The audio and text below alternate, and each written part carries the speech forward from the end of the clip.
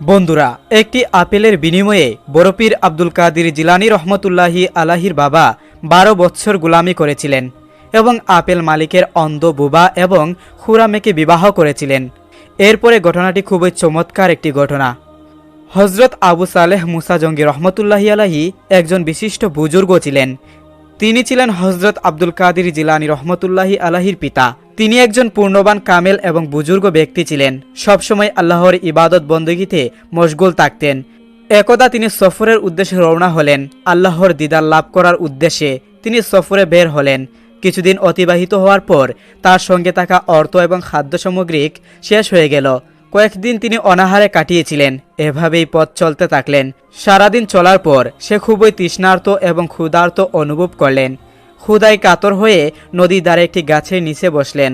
হঠাৎ তিনি লক্ষ্য করলেন একটি আপেল ভেসে আসছে। তিনি আর দেরি না করে ফলটি তুলে খেয়ে ফেললেন এবং নদী থেকে পানি পান করলেন। ফলে তার শরীরে কিছুটা শক্তি সঞ্চয় হলো। হঠাৎ তার মনে হলো তিনি ফলের মালিকের বিনা অনুমতিতে আপেলটি খেয়ে ফেলেছেন। এটা তো এক ধরনের চুরির শামিল। সে অন্যায় করেছে। পরকালে এর জন্য জবাবদিহিতা করতে হবে এবং শাস্তির সম্মুখীন হতে হবে। তিনি কি করবেন ভেবে পাচ্ছিলেন না। গভীর চিন্তায় পড়ে গেলেন। হঠাৎ তার মনে পড়ল নিশ্চয়ই নদীর ধারে কারো ফলের বাগান থেকে ফলটি ভেসে এসেছে। যদি সে নদীর কিনারায় ধরে হাঁটতে থাকে তাহলে হয়তো ফলের মালিকের সন্ধান পেতে পারে এবং তার কাছে ক্ষমা প্রার্থনা করতে পারে তার অনিচ্ছাকৃত ভুলের জন্য। তাই সৈয়দ সালেহ মুসা রহমতুল্লাহি নদীর পানির স্রোতের বিপরীতে হাঁটতে শুরু করলেন। কিছু দূর যাওয়ার পর এক বিশাল আপেল বাগান তিনি দেখতে পেলেন। ভাবতে লাগলেন এই বাগান থেকে নিশ্চয়ই আপেল পরে নদীর স্রোতে ভেসে গিয়েছিল। তিনি সেই বাগানে প্রবেশ করলেন মালিকের সঙ্গে সাক্ষাৎ করার উদ্দেশ্যে। একজন কর্মচারী তাকে জানালো বাগানের মালিক একজন আল্লাহ ভীরু দরবেশ ব্যক্তি। তিনি বাগানের পাশেই নিজ বাড়িতে বসবাস করেন। সৈয়দ সালেহ মুসা চিন্তিত হয়ে মালিকের গৃহে প্রবেশ করল। মালিক তাকে বলল, তুমি কে বাবা? কেনই বা তুমি এখানে এসেছ? তিনি বললেন, আমি একজন মুসাফির। আমার দ্বারা একটা পাপ কার্য হয়েছে। অতঃপর তিনি আপেল খাওয়ার সমস্ত ঘটনা খুলে বললেন। বাগানের মালিক আর বুঝতে বাকি রইল না ইনি মহান বুজুর্গ ব্যক্তি। তবে তিনি তার উচ্ছ্বাস প্রকাশ করলেন না, বরং বললেন, যদি তুমি আমার গৃহে 12 বছর মজুত হিসেবে কাজ করো তবে আমি ভেবে দেখতে পারি তোমাকে ক্ষমা করা যায় কিনা। সৈয়দ সালেহ মুসা তার কৃতকর্মের প্রায়শ্চিত্ত করার জন্য রাজি হয়ে গেল। দেখতে দেখতে 12 বছর কেটে গেল। সৈয়দ মুসা ভাবলেন এবার নিশ্চয়ই তিনি মুক্ত হবেন। তিনি দরবেশের কাছে এবার বিদায় জানালেন। কিন্তু দরবেশ বলল, আমি তোমাকে বলেছিলাম 12 বছর আমার খেদমতে কাটালে আমি বিবেচনা করব তোমাকে ক্ষমা করা যাবে কিনা। কিন্তু এখন তোমাকে আমার অন্ধ বুবা এবং খুরামেকে বিবাহ করতে হবে, তবেই তোমাকে আমি সম্পূর্ণরূপে ক্ষমা করব। আমি আপেলের উপর থেকে দাবি ছেড়ে দিব।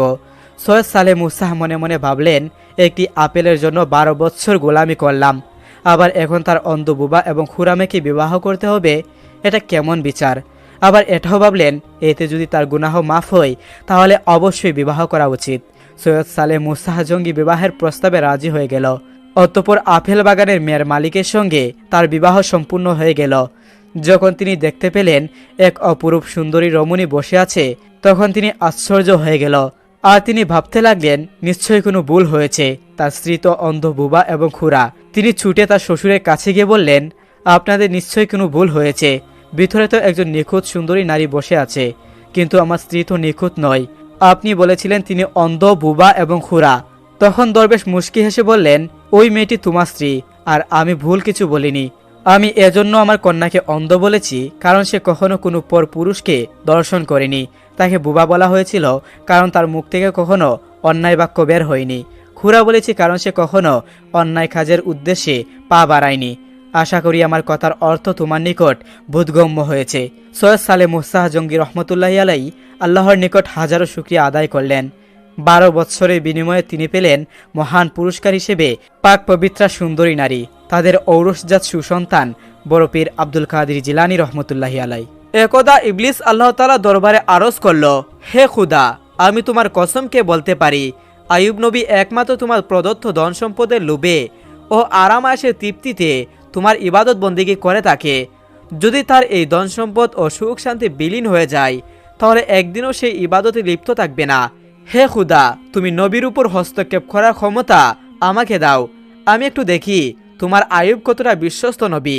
মহান আল্লাহ তাআলা শয়তানকে জানিয়ে দিলেন, যাও, তোমাকে নবীর উপর ক্ষমতা হস্তক্ষেপ প্রদান করা হলো, তোমার যেভাবে ইচ্ছা সেভাবে তুমি নবীকে পরীক্ষা করে দেখতে পারো।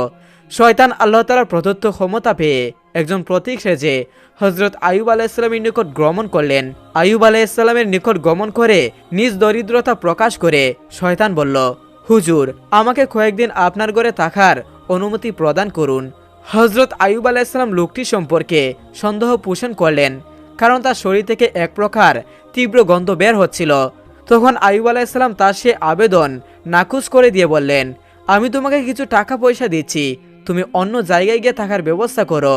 শয়তান হযরত আইয়ুব আলাইহিসসালামের এই ব্যবহারে খুবই ক্ষিপ্ত হলো, তাই সে মলিন মুখে ফেরত গেল। এরপর সে চিন্তা করতে লাগলো কিভাবে হযরত আইয়ুব আলাইহিসসালামের ক্ষতি করা যায়। অনেক চিন্তা ভাবনা করে সে নবীর ফল বাগানে আগুন ধরিয়ে দিবে। যেই বাবা সেই কাজ। একদিন সে নবীর ফল বাগানে গিয়ে আগুন ধরিয়ে দিল।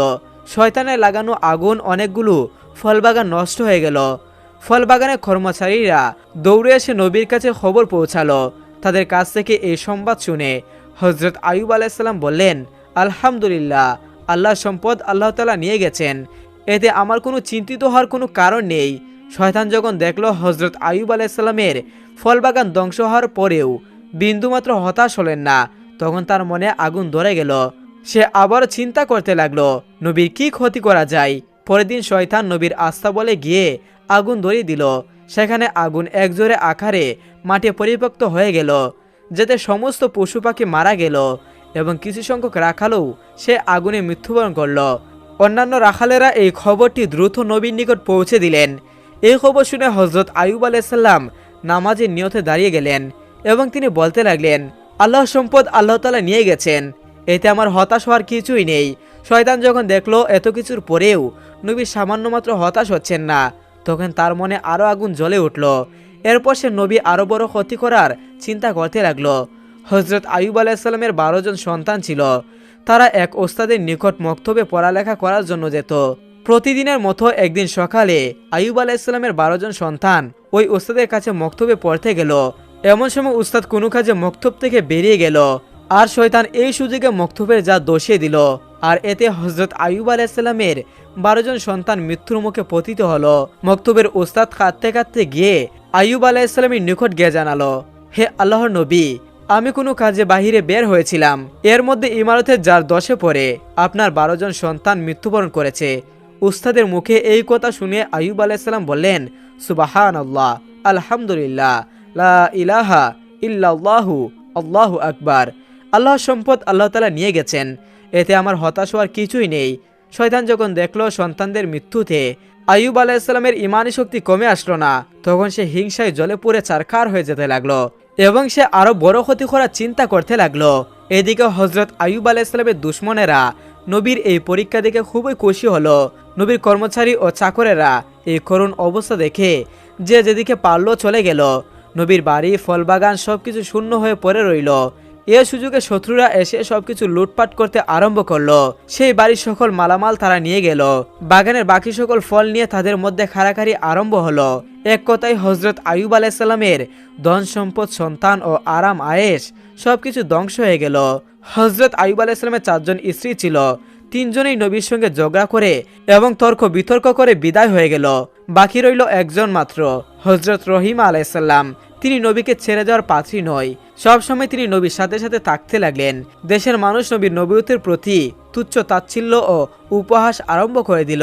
কেউ কেউ বলতে লাগলো, আইয়ুব যদি আল্লাহর নবী হতো তাহলে তার উপর কেন এইরকম গজব নাজিল হলো? সে আসলে নবী নয়, মিথ্যা নবী দাবির কারণে আল্লাহ তাআলার গজব তার উপর নাজিল হয়েছে। এদিকে নবীর ভক্তদের দেখে বাঙ্গা দেখা দিল। এই অবস্থা দেখে শয়তান তেমন খুশি হতে পারল না, কারণ সবকিছু শেষ হওয়ার পরেও হযরত আইয়ুব আলাইহিসসালামের মধ্যে কোনো পরিবর্তন আসলো না।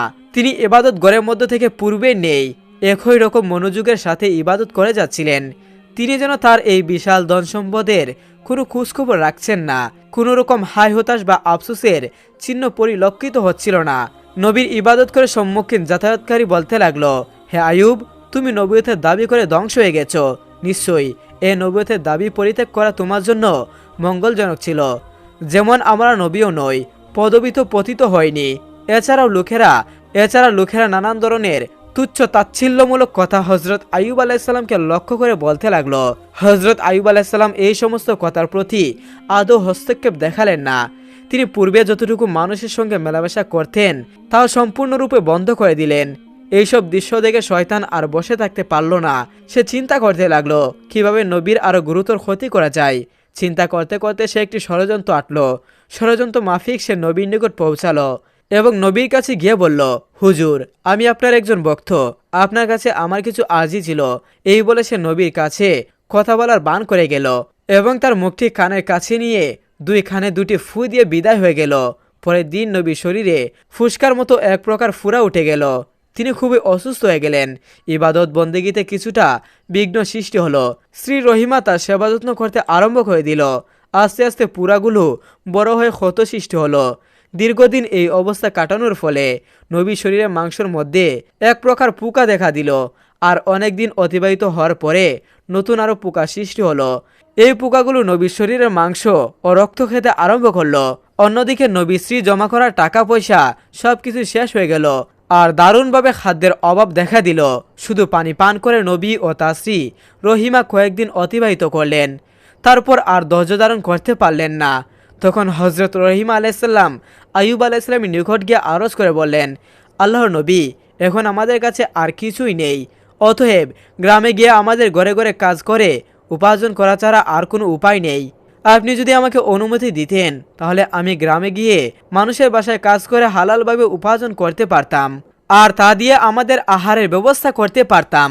হজরত আইয়ুব আলাইহিস সালামের স্ত্রী রহিমার মুখে এই সকল কথা শুনে অনেকক্ষণ কাঁদলেন আর তিনি বললেন, রহিমা, তোমাকে কষ্ট দেওয়ার মন মানসিকতা আমার ছিল না, কিন্তু আমি অত্যন্ত অসুস্থ হয়ে পড়েছি, তাই বাধ্য হয়েই তোমাকে অনুমতি দিতে হচ্ছে। তুমি যাও, মানুষের ঘরে গিয়ে কাজ করো, তারপরেও তো কিছু হালাল রুজির আয়োজন করা যাবে। নবীর অনুমতি পেয়ে বিবি রহিমা মানুষের বাড়িতে কাজ করতে আরম্ভ করলেন। এদিকে গ্রামবাসী হজরত আইয়ুব আলাইসাল্লামের শরীরের অবস্থা দেখে অত্যন্ত মৃদু সন্তুষ্ট হয়ে পড়ল। ঘৃণায় তাদের শরীর গিরগির করতে লাগলো। এছাড়া মাংস পচার গন্ধে মানুষ অতিষ্ঠ হয়ে পড়ল। তাই একদিন তারা হজরত আইয়ুব আলাইসাল্লামের নিকট উপস্থিত হয়ে বলল, হ্যাঁ আইয়ুব, তুমি অতি সত্য আমাদের এই গ্রাম ছেড়ে অন্যত্রে চলে যাও, না হলে আমরা তোমাদেরকে বের করে দিতে বাধ্য হব। আইয়ুব আলাইসাল্লামের সঙ্গে তখন মাত্র 3 জন লোক ছিল।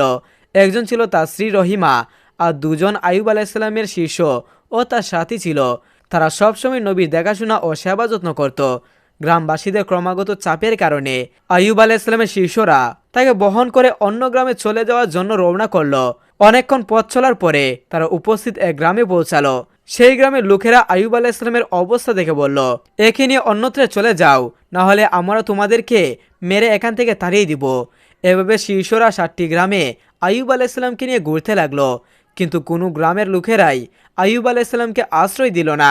তখন শিষ্যরা বিরক্ত হয়ে গেল এবং রাস্তার পাশে ময়লা ও আবর্জনা স্থানে গাছের দ্বারা আইয়ুব আলাইসাল্লামকে রেখে বিদায় গ্রহণ করলো। বিদায় প্রাক্কল্যে তারা বলাবলি করতে লাগলো, হজরত আইয়ুব আলাইসাল্লাম আল্লাহর নবী হওয়া সত্ত্বেও তার উপর এই ধরনের মুসিবত কেন আসলো?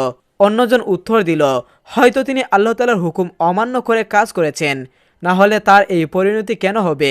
প্রথম জনের সঙ্গীর কথা সমর্থন করে বলল, নবী যখন আল্লাহ তাআলার মনের মতো কার্যকলাপ থেকে বিচ্যুত হয়েছেন আর তার পিছনে থেকে আমাদের কোনো লাভ নেই, চলো আমরা এখান থেকে চলে যাই। 2 জন তখন সেখান থেকে চলে গেল। হজরত রহিম আলাইসাল্লাম নবীকে ছেড়ে যাওয়ার এইরকম পাত্রী নয়, তাই তিনি সদা সর্বদাই নবীর খেদমতে ব্যস্ত থাকতেন। কিছু সময়ের জন্য মানুষের বাসায় গিয়ে যে সামান্য রুজি রোজগার করতেন তা দিয়ে স্বামীর জন্য ওষুধ ও খাবারের ব্যবস্থা করতেন। এভাবে দীর্ঘদিন অতিবাহিত হয়ে গেল। হজরত আইয়ুব আলাইহিসসালামের শরীরে পোকা মরে যায়, আবার নতুনভাবে পোকার জন্ম হয়। এভাবে দিন দিন পোকা বাড়া চারা আর কমে না। তার শরীরে সামান্য হাড্ডি মাংস ছাড়া কিছু অবশিষ্ট ছিল না। একদিন আইয়ুব আলাইহিসসালামের শরীর থেকে কয়েকটি পোকা পড়ে গেল। তখন আইয়ুব আলাইহিসসালাম স্ত্রী রহিমাকে ডেকে বলল, রহিমা, মানুষ মাটির তৈরি, মানুষ মৃত্যুবরণ করার পর তার শরীরে হাড় মাংস মাটিতে পরিণত হবে। মাঝখানে আল্লাহর পোকা মাংস ও রক্ত খেয়ে কিছুটা তৃপ্তি লাভ করতে পারে, তাহলে আপত্তি কিসের? এতে অত্যন্ত তাহলে খাবারের দানের পূর্ণতা পাওয়া যাবে। অতএব যে পোকাগুলো মাটিতে পড়ে গেছে সেগুলোকে উঠিয়ে পুনরায় আমার শরীরে লাগিয়ে দাও। হজরত রহিম আলাইহিসসালাম স্বামীর আদেশ অনুযায়ী পড়ে যাওয়া পোকাগুলো পুনরায় তার শরীরে লাগিয়ে দিলেন। একদিন হজরত রহিম আলাইসাল্লাম গ্রামে গিয়ে কোনো কাজ পেলেন না। তখন তিনি খুবই দুশ্চিন্তাগ্রস্ত হয়ে পড়লেন। তিনি আজ স্বামীকে কি খেতে দিবেন। কাজের জন্য তিনি হন্য হয়ে সারা গ্রামে কাজের সন্ধানে বেড়াতে লাগলেন, কিন্তু তিনি কোথাও কোনো কাজ পেলেন না। অবশেষে তিনি একজন মহিলার কাছে গিয়ে বললেন, হে মহিষী নারী, আপনি আমাকে আজকের জন্য কিছুটা অর্থ ধার দিন। আমি আগামী দিন আপনার এই অর্থ পরিশোধ করে দিব। আমার স্বামী অত্যন্ত রোগাগ্রস্ত, আমি আজকের কোনো কাজের ব্যবস্থা করতে পারিনি। আপনি যদি আমাকে কিছু অর্থ ধার দিতেন, তাহলে সেই অর্থ দ্বারা আমার স্বামীর ঔষধ ও খাবার নিতে পারতাম, আর না হলে আমার স্বামীকে না খেয়ে থাকতে হবে। আপনি আমাকে একটু দয়া করুন। মহিলা রহিমা আলাইসাল্লামের কথা শুনে বলল, আমি কাউকে টাকা ধার দেই না। আমি অনেক মানুষকে টাকা ধার দিয়েছি, কিন্তু তারা কেউ আজ পর্যন্ত আমার টাকা ফেরত দেয়নি। অতএব তোমার এই অভিনয় বাদ দিয়ে সোজা বাড়ির দিকে রওনা হও। আমি কোনো টাকা ধার দিতে পারবো না।